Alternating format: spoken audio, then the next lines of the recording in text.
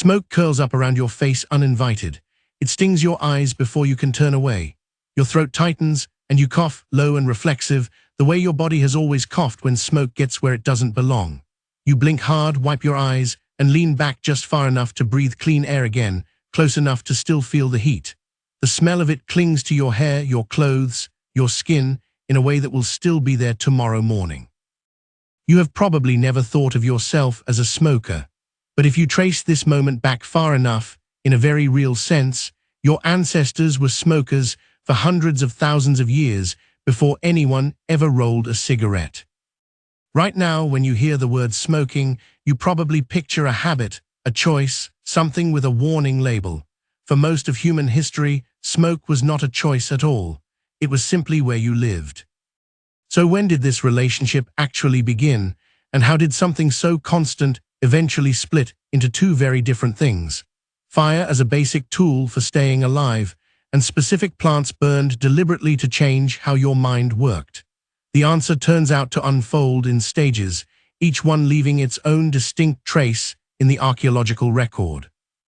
Let's start with the fire itself, because your ancestors were inhaling wood smoke on a near-daily basis long before anyone was inhaling anything else.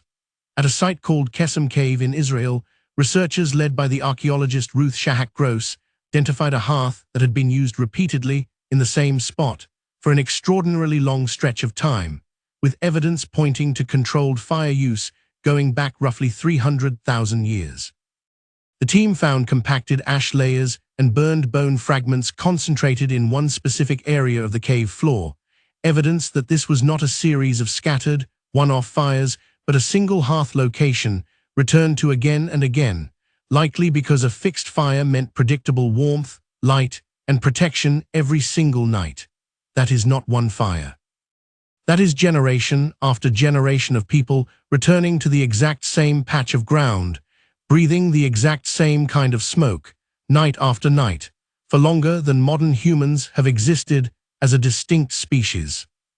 Living that close to fire meant living with smoke as a basic condition of survival, not a lifestyle choice. Smoke kept biting insects away from sleeping bodies. It helped preserve meat, since hanging strips of it above a low, smoldering fire drove off moisture and slowed the bacteria that would otherwise spoil it within days. It helped cure animal hides, making them more flexible and far less likely to rot. None of this had anything to do with pleasure or ritual. It was closer to basic infrastructure, the ancient equivalent of refrigeration, pest control, and a furnace, all coming out of the same fire pit, and all of it came bundled with a lungful of smoke as the unavoidable cost of admission.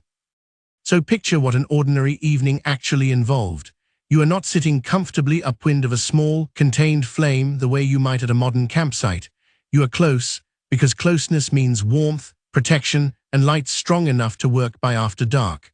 The smoke shifts with the wind, and there is no reliable way to avoid it entirely. Your eyes water.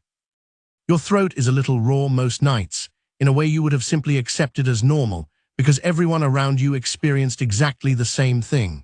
Children grew up inside that same haze, learning to sleep through it, to talk through it, to eat meals seasoned by it without ever knowing anything different. There was no clean air alternative camp a short walk away. The smoke and the safety came as a single, inseparable package, and you took both or you took neither. Now here is where the story shifts into something more deliberate. At some point, humans stopped simply tolerating smoke as an unavoidable byproduct of fire and started deliberately burning specific plants for their effects on the mind and body. The clearest direct evidence of this shift comes from a site called the Wishbone Site in what is now Utah. In 2021, the archaeologist Darren Duke and his team announced the discovery of charred wild tobacco seeds recovered from an ancient hearth there, dated to roughly 12,300 years ago, alongside tools used for hunting and butchering large game, including the remains of extinct Ice Age horses and camels. That makes it the oldest known direct evidence of humans using tobacco, likely burned in or near the fire during breaks between hunts, thousands of years before tobacco use appears almost anywhere else in the archaeological record. Tobacco was not the only plant your ancestors turned to. In the Nanchoc Valley of northern Peru, the archaeologist Tom Dillihay uncovered evidence of coca leaf use dating back roughly 8,000 years, based on chemical residues and the tools used to process the leaves, sometimes chewed alongside a small amount of lime, a mildly alkaline substance that helps release the plant's active compounds more efficiently. The same excavations turned up early evidence of managed cultivation, suggesting coca was not simply gathered wild, but deliberately tended, generation after generation, as a valued resource. Farther south, at a monumental site called Chavín de Huanta, also in Peru, the archaeologist John Rick has spent years studying elaborate carved stone reliefs that depict the San Pedro cactus, a plant containing mescaline, alongside imagery of transformation and ritual figures shown mid-change between human and animal form. These were not casual decorations. They suggest a plant with genuinely mind-altering effects was woven directly into the religious and social architecture of an entire society, carved permanently into the stone walls of one of its most important ceremonial buildings. Notice the pattern connecting the tobacco hearth in Utah, the coca leaves in Peru, and the carved cactus imagery at Chavín de Huanta. In every one of these cases, the plant appears embedded in something larger: a hunting camp, a healing tradition, a monumental religious complex. There is no clear archaeological evidence anywhere in this deep timeline of a person burning or chewing one of these plants purely for private, recreational pleasure, the way you might picture someone smoking a cigarette on a break today. And that is the counterintuitive twist. The recreational version of smoking, something done casually, alone, disconnected from any larger ritual or survival purpose, is actually the historical outlier.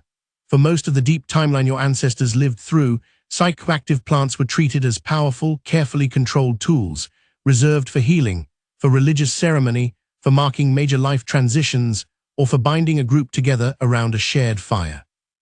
The shift toward tobacco as an everyday, casual, individual habit is a comparatively recent development, tied closely to European colonization of the Americas beginning in the late 1400s, when tobacco was exported, commercialized, and stripped almost entirely of the ceremonial context it had carried for thousands of years beforehand.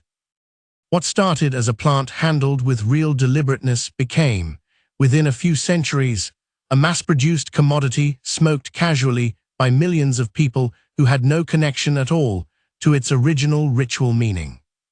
Modern science has started circling back to just how central fire itself was to becoming human in the first place, long before any specific plant entered the picture. The primatologist Richard Wrangham has argued, based on decades of research, that the controlled use of fire, primarily for cooking, may have been one of the single most important developments in human evolution, since cooked food is dramatically easier to digest than raw food, freeing up energy that Wrangham suggests helped fuel the growth of unusually large, expensive human brains.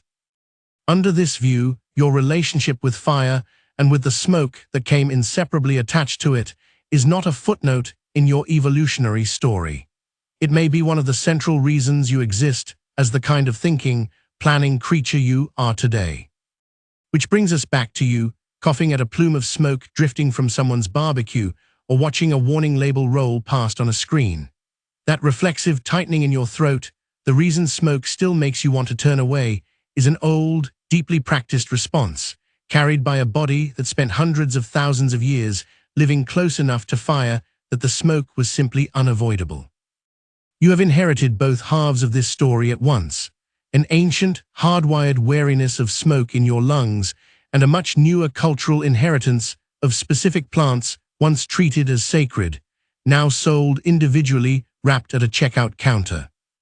The smoke still curls up around your face, sometimes uninvited, stinging your eyes exactly the way it always has. The real difference is that for most of your ancestors, this was not a habit they had picked up. It was simply the air.